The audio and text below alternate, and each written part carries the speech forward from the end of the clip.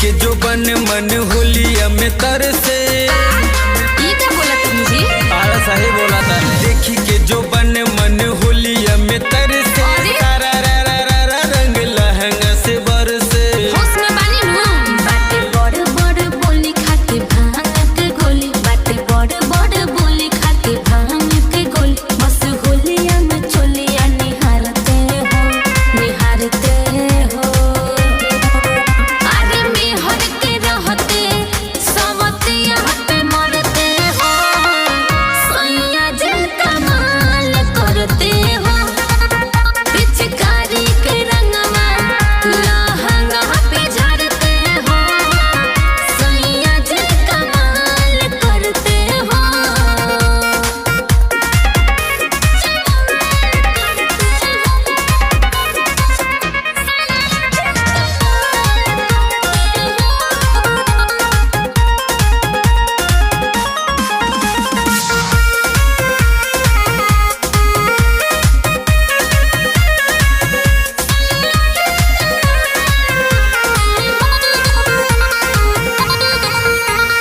पानी पिच करिया से डाले दे बुका, रंगवा कमरिया में मल दे बुका। पानी पिच करिया से डाले दे बुका, रंगवा कमरिया में मल दे बुका। कर देब सब कुछ देके देहिया के दुख, कर देब सब कुछ देके देहिया के दुख। बाकी औततिया कहे न सुधारते हो, सुधारते हो। अरे में हर के रहते सवतिया पे मरते हो, सैया जे कमाल करते हो।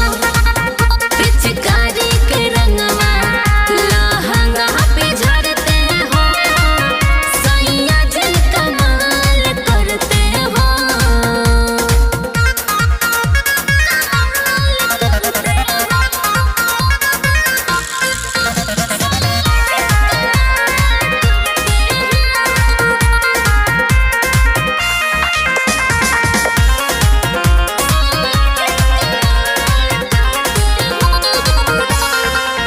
आज कह दे तू पूरा डिमांड डार्लिंग, देसी पौआ बनल बा ब्रांड डार्लिंग।